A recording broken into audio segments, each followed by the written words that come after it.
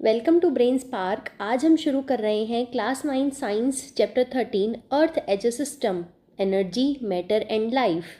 और इस चैप्टर के एंड तक आप अर्थ को एक नए नज़रिए से देखोगे।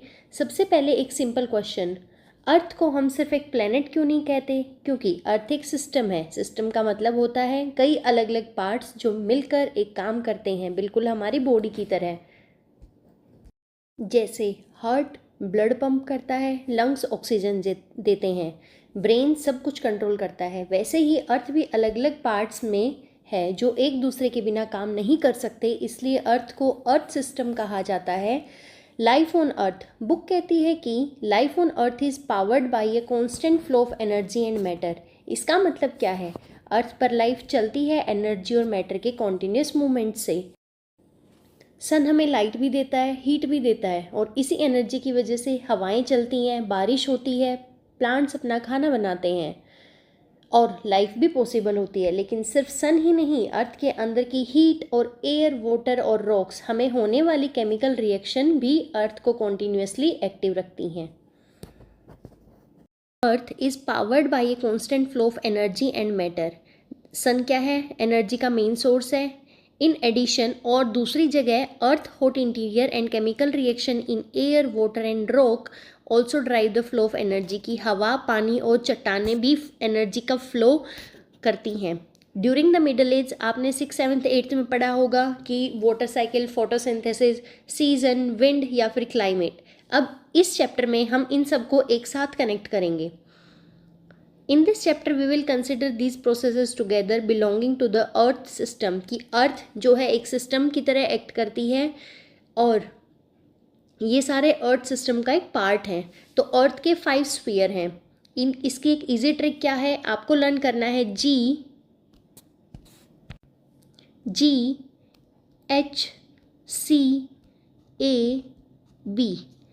G is geosphere, H is hydrosphere, C is cryosphere, A atmosphere and B biosphere। तो ये आपको ट्रिक लर्न करनी है, GHCAB। अब हम इनको एक एक करके डिस्कस करेंगे। जियोस्फेयर, हाइड्रोस्फेयर, क्रायोस्फेयर, एटमॉस्फेयर, बायोस्फेयर। इनको हम सिंपल लैंग्वेज में हम समझते हैं। सबसे पहले आता है जियोस्फेयर।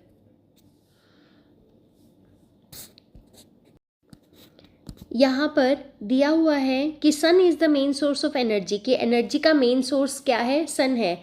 और मैटर आता है एयर, वाटर और सॉइल से, रॉक्स से।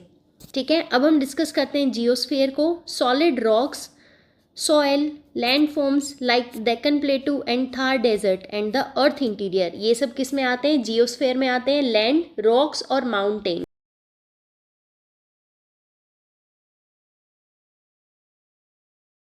ओके, सबसे पहले हम बात करते हैं जियोस्फीयर।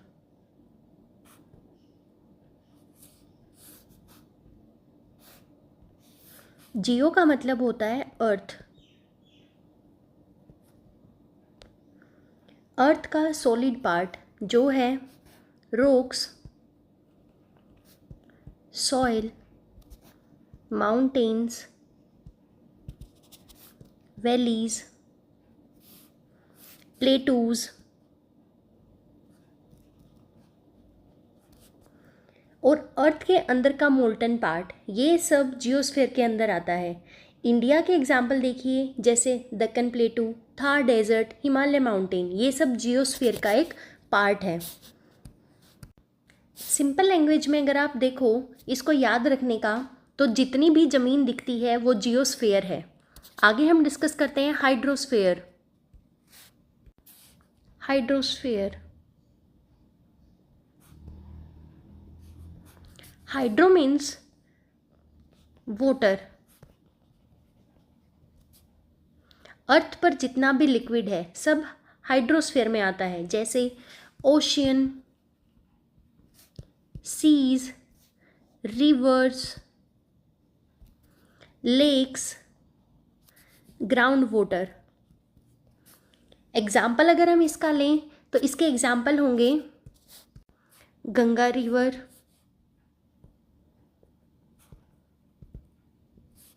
ब्रह्मपुत्र,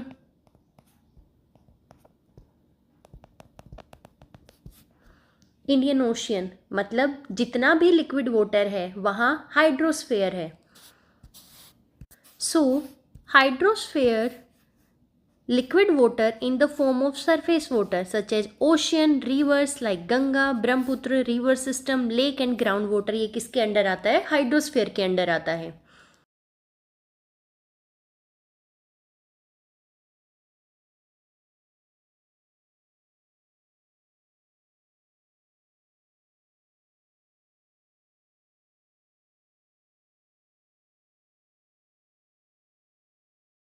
क्रायोस्फीयर, इसमें क्रायो का मतलब होता है कोल्ड। अर्थ का जितना भी फ्रोजन वाटर है सब क्रायोस्फीयर का पार्ट है, जैसे snow, ice, glaciers,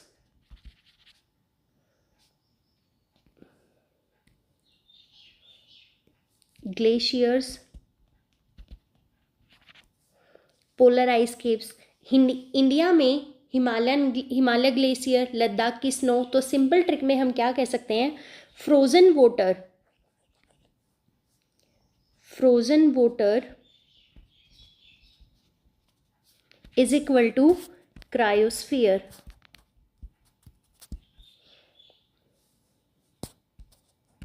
So cryosphere is the solid form of water such as ice and snow like the Himalayan glacier, snow in Ladakh and polar ice caps.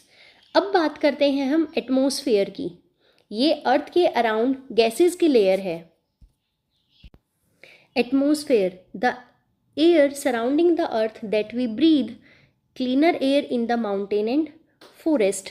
तो अब बात करते हैं एटमॉस्फेयर। ये अर्थ के अराउंड गैसेस की layer है, इसी एयर को हम ब्रीथ करते हैं और ये हमें हार्मफुल यूवी रेज से भी प्रोटेक्ट करती है और वेदर भी इसी में बनता है। सिंपल लाइन में जो हवा हमें सराउंड करती है that is called atmosphere. Next है बायोस्फेयर। बायो का मतलब होता है लाइफ। Bio means life.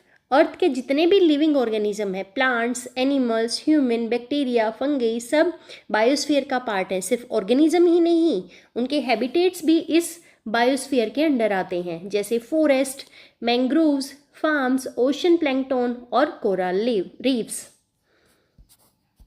अब एक बहुत ही इंपॉर्टेंट बात, ये पांचों स्फीयर अलग अलग हैं।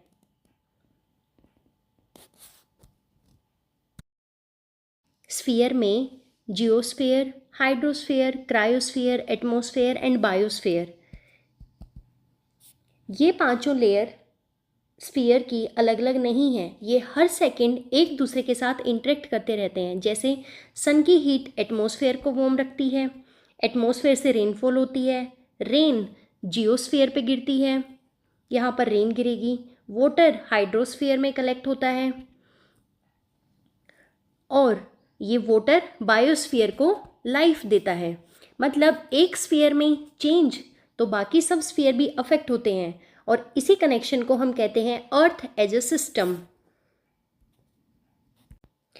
तो आज हमने समझा अर्थ एक सिस्टम क्यों है, एनर्जी का मेन सोर्स सन क्यों है, अर्थ के 5 मेजर स्फीयर्स और ये सारे स्फीयर एक दूसरे से कैसे कनेक्टेड हैं। अगली वीडियो में हम एक्टिविटी 13.1 को रियल लाइफ एग्जाम्पल के साथ बहुत इजी लैंग्वेज में समझेंगे। अगर वीडियो पसंद आए तो लाइक करें, शेयर करें और ब्रेन स्पार्क को सब्सक्राइब करना मत भूलिए। मिलते हैं नेक्स्ट पार्ट में।